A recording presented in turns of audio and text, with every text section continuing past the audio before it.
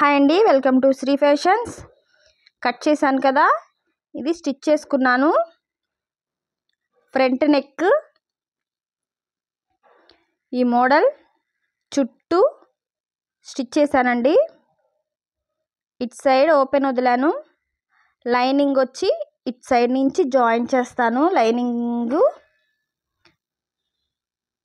ఇప్పుడు ఈ లోపల ముక్కను కూడా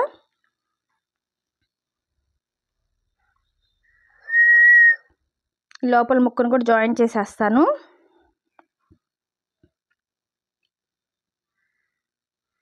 బ్యాక్ సైడ్ చుట్టూ స్టిచ్ చేశాను. స్టార్ నెక్, 3 పలకలని కూడా అంటాం మనం. కోణాలు చూడండి, ఇలా నీట్గా తిప్పుకోండి. కింద కూడా స్టిచ్ చేశాను. పైపింగులు ఏం ఉండవు, ఇంకా ఈజీగా స్టిచ్ చేసేసుకోవడమేనండి. ఇప్పుడు మనం కట్ చేసేసుకుందాం ఎక్స్ట్రాస్ అన్నీ. నెక్, నడుము స్టిచ్ చేసేసుకుంటే మనకి ఈజీగా పని అయిపోతుంది. నెక్ కట్ చేసుకునేటప్పుడు జాగ్రత్తగా కటింగ్ పెట్టుకోండి.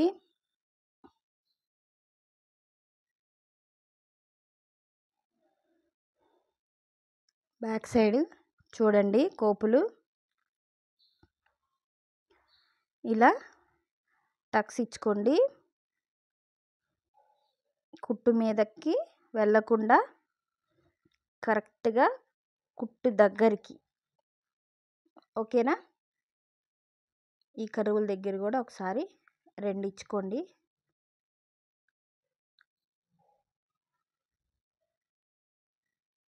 నడుం దగ్గర కూడా కట్ చేసుకొని పక్కన పెట్టేసుకుందాం. ఇప్పుడు హ్యాండ్ అండి, హ్యాండ్ కూడా కట్ చేసేసుకుంటున్నాను. ఈ మోడల్ కదా, కట్ చేసి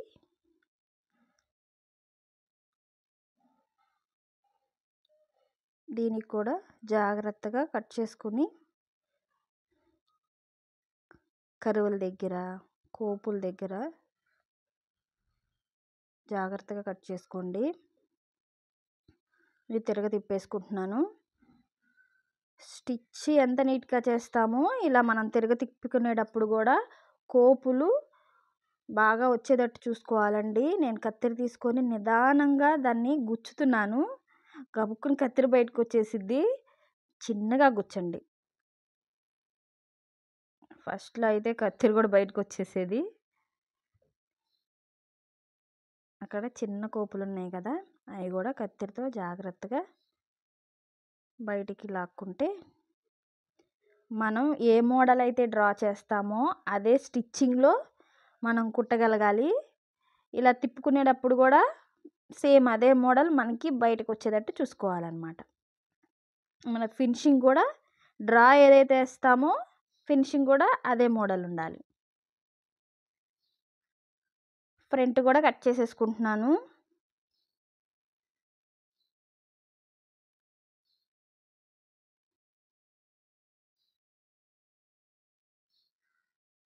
ఫ్రంట్ మోడల్ ఇది బాగుందండి.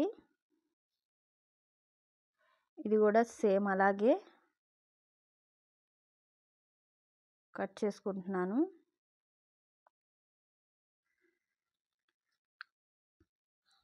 ఓపిక్గా చేసుకుంటే ఫినిషింగ్ బాగుండిద్ది,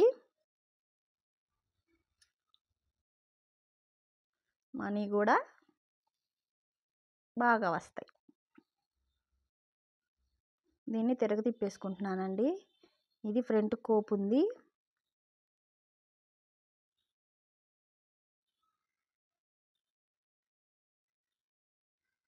దీన్ని మనం ఐరన్ చేసేసుకుందాం. Single stitch iron. ఒక్కసారి ఇది కోపు తిప్పుకుంటున్నానండి. కొంచెం స్టిఫ్గా ఐరన్ చేసుకుంటే నీట్గా ఉండిద్ది. ఇది ఫ్రంట్.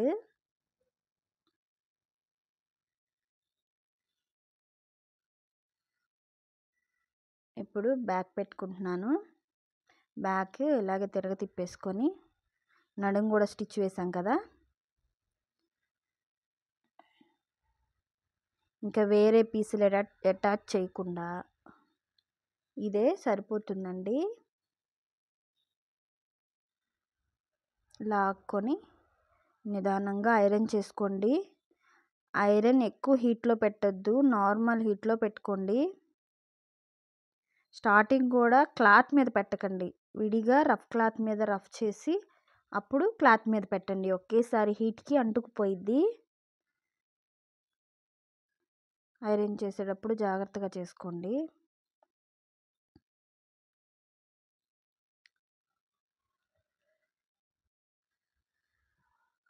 కోపులు నీట్గా లాక్కుంటే ఫినిషింగ్ మనకి అంతే నీట్నెస్ వచ్చిద్ది.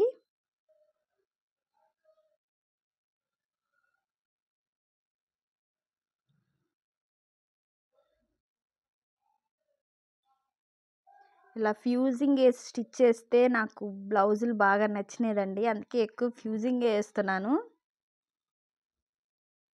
అంటే క్లాత్ని బట్టి, మనకి డిజైనర్ క్లాత్లు అనుకోండి అవి ఇలా యూస్ చేసుకోవచ్చు.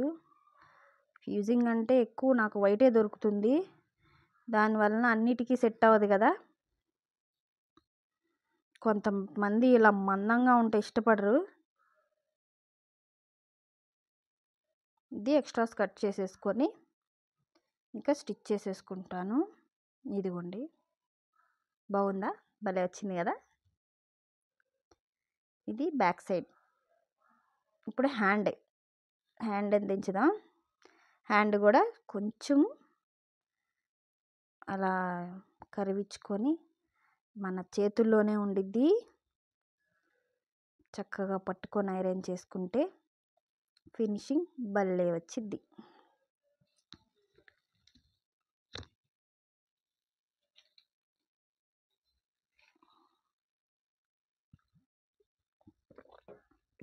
చెప్పానుగా స్టిచ్చింగ్ తక్కువ, ఐరన్ ఎక్కువ, ఫినిషింగ్ కూడా అలాగే ఉండిద్దండి. కొంచెం హ్యాండ్ నీట్గా రావాలని ఒత్తి పెట్టి ఐరన్ చేస్తున్నాను, ఇంకా అలా స్టిక్ అయిపోతుంది.